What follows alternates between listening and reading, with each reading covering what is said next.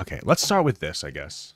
I guess we could start with this because people seem to be very opinionated on this topic of Brittney Griner, excuse me, getting released from, getting traded for like it says here, a Russian arms dealer. Here's the thing, man. I've been following this for a while.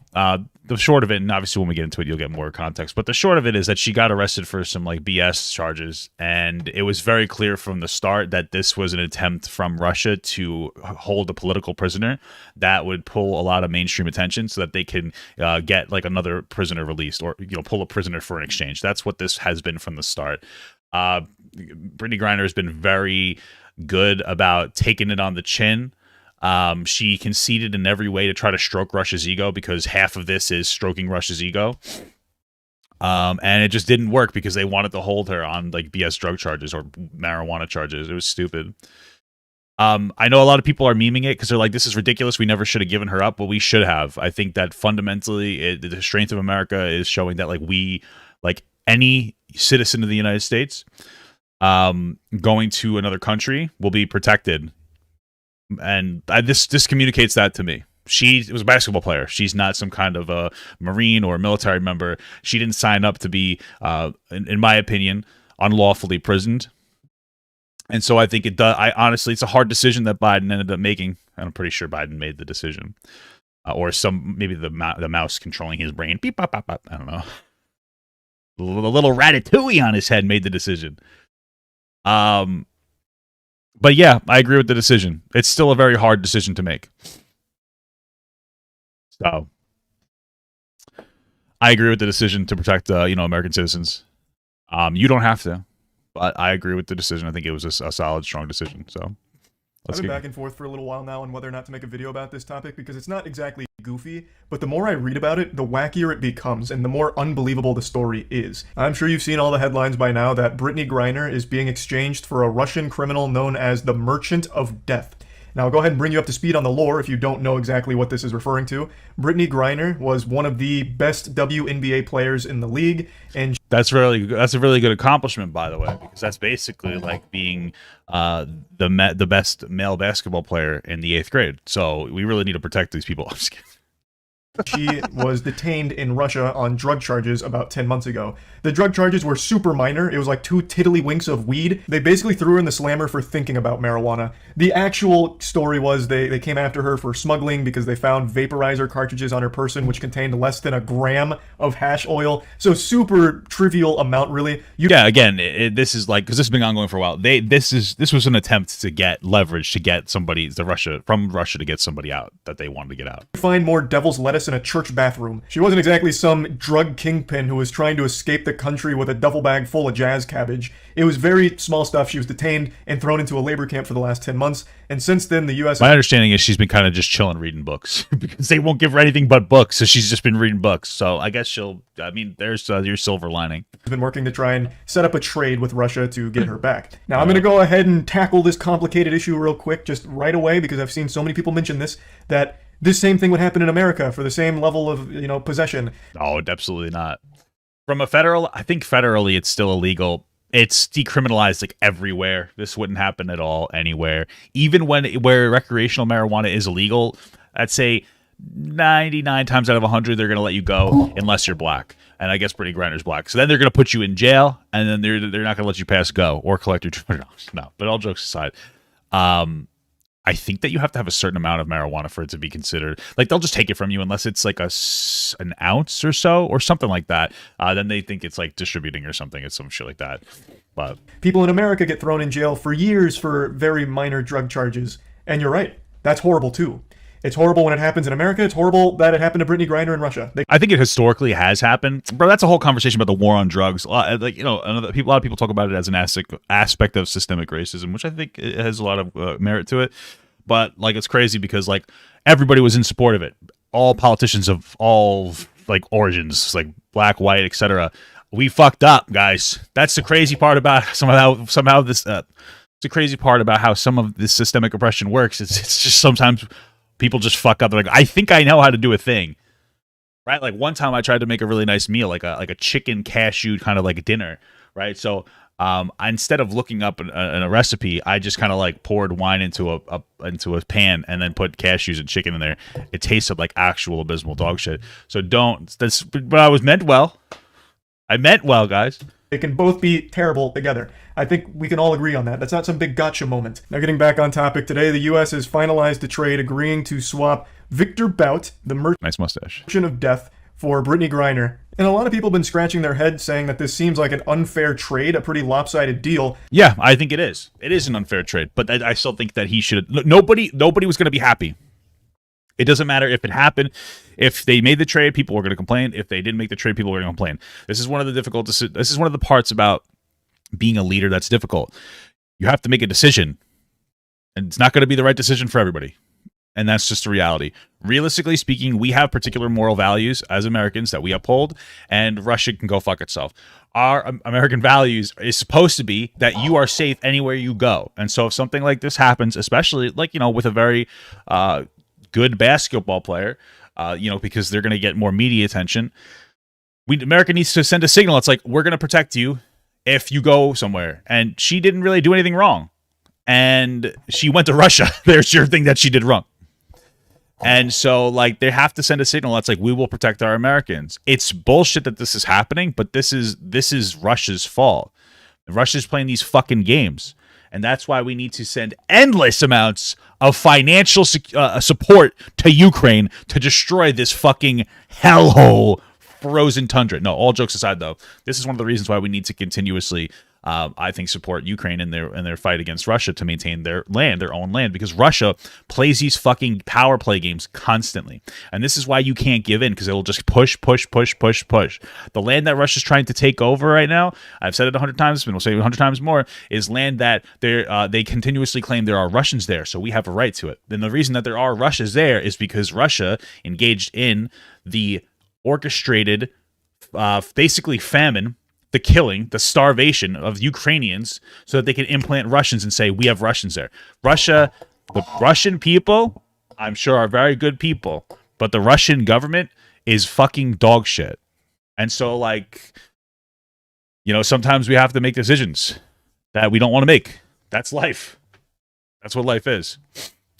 Because the Merchant of Death isn't exactly some lightweight, and that title alone is scary. That's like releasing Cobra Commander, like freeing him from the G.I. Joe prison. This isn't just some nobody. This is a very, very well-known arms dealer. In fact, they have a whole goddamn movie about this guy called Lord of War, starring Nicolas Cage.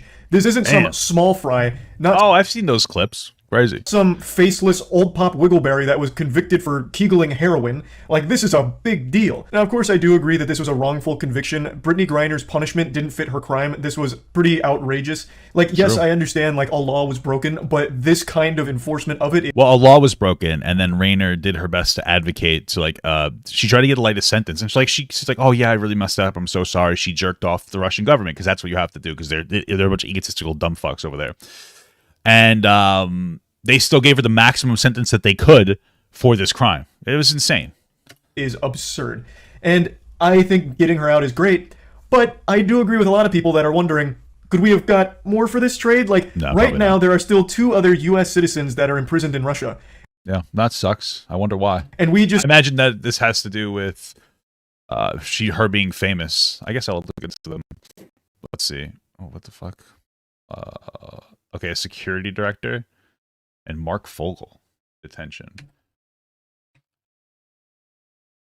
Okay, Paul Wheaton is still demanded. Maybe we could have got more. I doubt we could have. I mean, part of this is probably because she's famous and it's more of a symbolic thing.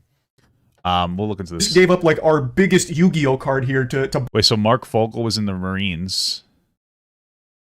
Oh, and then he must have went there in 2021 and got detained in some capacity. Barter with. Could we have maybe grouped them all together? Be like, we'll give you the Merchant of Death. We'll give you the super duper ultra rare prisoner if you give us all 3 of your prisoners of ours. Maybe. I feel like that would have been a much more fair deal. Right? Maybe. I mean, I'm sure that they've thought of these things. I don't think that any of us were like, oh, you know what? You really fucked this. I'm sure they have a whole team of well, what if we did this? I'm sure it was very delicate. Now there's a Marine sitting in there that's been there since 2018. I definitely feel like maybe we could have played this. And I will say one thing. I'm just going to be honest with you. U.S. citizens don't sign up for this, but Marines do. And I'm not trying to be an asshole. I don't know if Paul Wheaton, I think is the Marine, if he's still a Marine or what. It's still shit that he's over there. I don't know the specifics, but there's a fundamental difference between a citizen, a citizen, or excuse me, a civilian being held and like a military prisoner in this capacity, because like to an extent, and I don't mean to be insensitive, but like you as a military member, especially if you're over there to be a spy or something in that capacity, you kind of signed up for this, whereas a civilian did not sign up for this kind of a thing. It's still bullshit. But that would be the general argument. Better. Now, of course, I'm not looking at the deeper political motivations and angles to a negotiation like. What is espionage? It's spying. Okay, yeah. He's there for spying, and he's there for 16. Yeah, I could see why they weren't going to let him give him up. So that is Paul Wheaton. Now I'm going to look into Mark Fogel. This. I'm not here to dissect the inner machinations of this kind of swap. I'm looking at this as a pure layman reptile brain. And to me, while I'm happy that she's been able to return to the US, I would have liked to have seen that for the other two victims there. Yeah, I would really like if we made the same level of effort to bring them home. I don't think we're ever going to get this Paul Wheaton guy for spying. There was no way we're going to get him. I'm looking into the other guy, but there was just no way we're ever going to get him. Well, and I feel like this could have been a great opportunity for it, since they were using the goddamn merchant of death. Like, just imagine the perspective of the Marine that's currently there for the last 4 years. You know, he hears Brittney Griner got released in a prisoner swap. He's like, oh, who did they trade? He already knows. I mean, he apparently... Well, I mean, I guess we don't know if he is a spy. Maybe they're just falsely detaining him like they did Brittney Griner, or Griner, excuse me. I guess we don't know. The fucking merchant of death. And then, like, who are they? Are they trying to get me out? Oh, yeah, they are. Oh, yeah, so they got this other guy in marijuana bullshit, too, Mark Fogel, it seems like. Who are they willing to trade? Oh, just some, like, Russian dude who stole a pack of cigarettes from a gas station. For some reason, the Russian government's not taking that trade, though, but they're doing their best. Like, I think this was a good opportunity to swing for the fences, get the whole kit and caboodle, grab the other two prisoners as well in this swap. It seems... I think that they probably consider that. So it seems to me like Mark Fogel was just over there for, like, drug charges as well, some bullshit. I don't know why they couldn't have gotten him out as well, but there was no way they're getting this Paul Whelan guy, out. There's no way that they were going to get him out. If he was there for, apparently, and again, they could be false charges, you know how Russia is. But for spying, for espionage, there's just no way they were going to get him out. I just don't believe it. I know that we gave them quite a hell of a gun kingpin, but I'm sure all these things were considered. It's unfortunate, though. Like more even deal, if you ask me. You get all of the U.S. Citizens that are held captive in Russia right now out all at once in one fell swoop. Of course, I'm just a pea-brain fucking idiot, so perhaps that pipe dream was never an actual possibility, but to me, it sounds like it could have been feasible. Like, get Saul Goodman on the line and work the deal. Like, yeah, sure. It just seems like the Merchant of Death had a lot of weight for bargaining. That's just how it appears to me. Now, if you thought that's where this story ends, you're a damn fool, because there was a massive plot twist nobody saw coming. Vin Diesel may have played a role in this. He may have been the one that actually saved the day here. A lot of people are praising... What is that? What? Him for an Instagram post he allegedly made last month. I need Brittney Griner home before Christmas. I don't think Vin Diesel had anything to do with this. A lot of people. So I've heard a lot of it. A lot of people in the black community have been like pretty adamant about getting Brittney Griner out of jail for a long time. I've seen it from like a lot of rappers. I think Little Boozy, that's a person, right? Hey, I know my stuff. So yeah, that's but hey, family, family. Where he had a picture of himself at a Lakers game giving a thumbs up with the caption, "I need Brittney Griner home before Christmas." Now, when I first read about all this, I assumed this was a fake screenshot. I mean, it doesn't even have a verified checkmark on his name. It just seems like a meme that was made to troll and get a little goofy on Twitter. But Rolling Stone and Yahoo both seem to think that this was a real post Vin Diesel made and then deleted shortly thereafter. So who really fucking knows, honestly? I just love to toy around with that fan fiction that Vin Diesel somehow scared the Russian government into accepting a trade to get Brittney Griner home after he made his Instagram post. Like they're all just panicking at the headquarters, going from phone to phone. No, I saw it. No, I saw it. Yep, I know. Jesus Christ, I understand. It's all gonna burn down. Vin Diesel's gonna come over here with his goddamn Dodge Charger, and he's gonna kick our ass. He's gonna beat our fucking ass. It's just so... Personally, I prefer the Dodge Challenger, but That's just me personally. Such an entertaining idea that they never had any intention of ever trading Brittney Griner until Vin Diesel made his post, and they're like, oh my god, we're on a tight time crunch now. Now we're on the clock. This is a cutthroat schedule. Vin Diesel wants her home by Christmas. Okay, get the Americans on the line. We'll orchestrate a trade ASAP. We cannot allow Mr. Diesel to get involved in this. Like, that is just so like amazing to think about. But yeah, I just wanted to talk about this situation a little bit because it's a pretty wild one, and really that's about it. So yeah. Yeah, man. I tend to agree. It'd be nice if we got more out of it, but I'm sure there's a lot of shit going on in the background that we don't know about. So overall, I still support the decision. I think it's a good. I've been saying it from the start. I think it's a good thing that we get her out of there. She's an American citizen. She's an American civilian.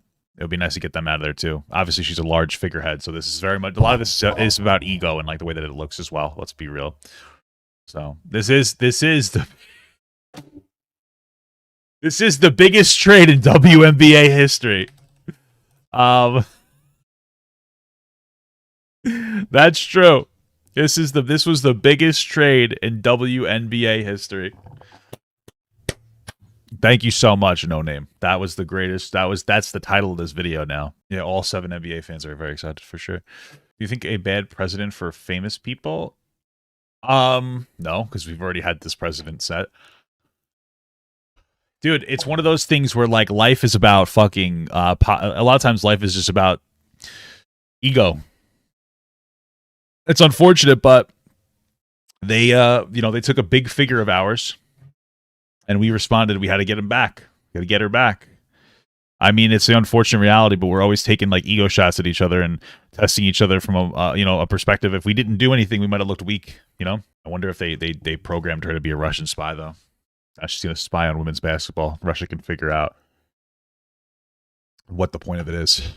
I want Papa Gut to pee on my face, but just as a friend. There's nothing weird about that. I want him to pee on my face.